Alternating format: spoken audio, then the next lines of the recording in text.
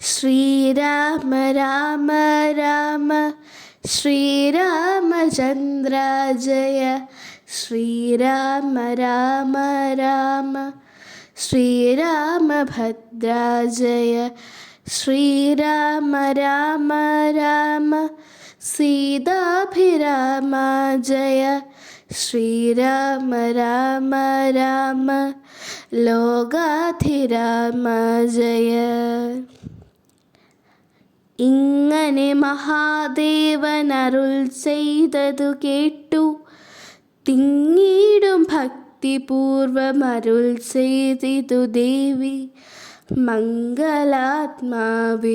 മമ ഭർത്താവേ ജഗൽപതേ ഗംഗാകാമുക പരമേശ്വര ദയാനിധേ പന്നകവിഭൂഷണ.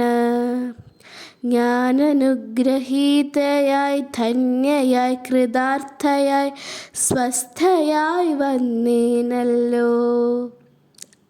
ഛിന്നമായി വന്നു മമ സന്ദേഹമെല്ലാം ഇപ്പോൾ സന്നമായിതു മോഹമൊക്കെ നിന്നനുഗ്രഹാൽ.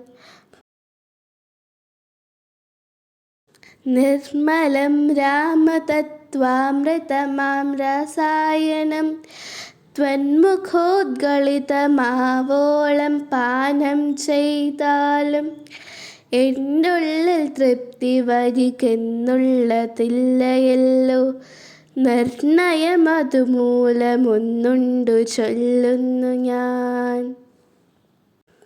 സംക്ഷേപിച്ചരുൾ ചെയ്തതേതുമേ മതിയല്ല. സാക്ഷാൽ ശ്രീനാരായണൻ തൻ മഹാത്മ്യങ്ങളെല്ലാം കിംക്ഷണന്മാർക്ക് വിദ്യയുണ്ടാകയില്ലയല്ലോ.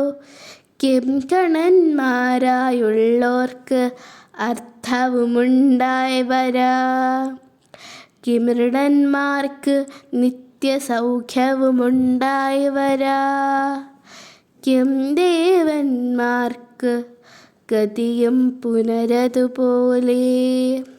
ഉത്തമമായ രാമചരിതം മനോഹരം വിസ്തരിച്ചരുളി ചെയ്തിടണം മടിയാതെ. ഈശ്വരൻ ദേവൻ പരമേശ്വരൻ മഹേശ്വരൻ. ഈശ്വരിയുടെ ചോദ്യമിങ്ങനെ കേട്ട നേരം മന്ദഹാസവും ചെയ്തു ചന്ദ്രശേഖരൻ പരൻ.